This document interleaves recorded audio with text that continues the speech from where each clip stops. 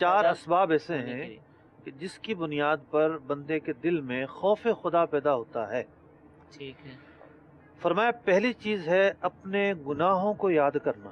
صحیح. یہ ایک سبب ہے، لیکن اس سبب سے پہلے یہ بھی ضروری ہوگا کہ اس کو پتا ہو کہ یہ گناہ ہے. ٹھیک ہے. کتنے ایسے معاملات ہیں آج بھی، مطلب نمازیں پڑھنے والے، داڑیاں رکھنے والے، اور کتنے ہی ایسے لوگ آپ کو ملیں گے کہ جن کو اگر پتہ چل جائے کہ یہ گناہ ہے تو وہ چھوڑ دیں. صحیح. مطلب ان کے دل میں خوف ضرور ہوتا ہے، ٹھیک ہے. لیکن ان کو یہ نہیں پتا ہوتا کہ یہ گناہ ہے. صحیح. یہ ہے لا علمی.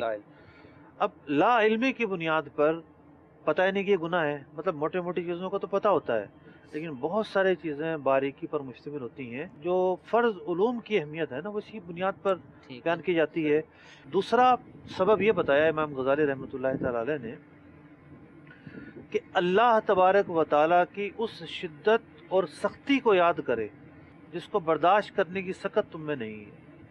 مطلب ہم روایتوں میں سنتے ہیں کہ جہنم جو ہے وہ اگر ایک سوئی کے ناکے کے برابر اس کا منہ کھول دیا جائے تو پوری دنیا جو ہے وہ جل کر راکھ ہو جائے.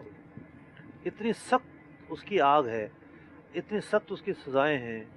پھر جہنم میں جانا دور کی بات ہے، اس سے پہلے کے جو معاملات ہیں، قبر کے معاملات، نزا کے معاملات، پھر جو ہے وہ حساب کتاب کے معاملات.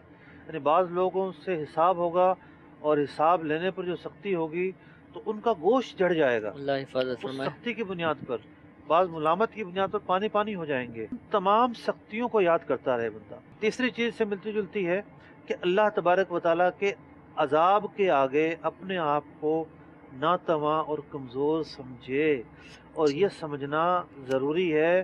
نہ سمجھنے والا دین اسلام سے خارج ہو جائے گا. استغفر اللہ. کیوں کہ اللہ تبارک و تعالیٰ کے عذاب کو ہلکا سمجھنا اللہ تبارک و تعالیٰ کے قادر ہونے کا انکار ہے.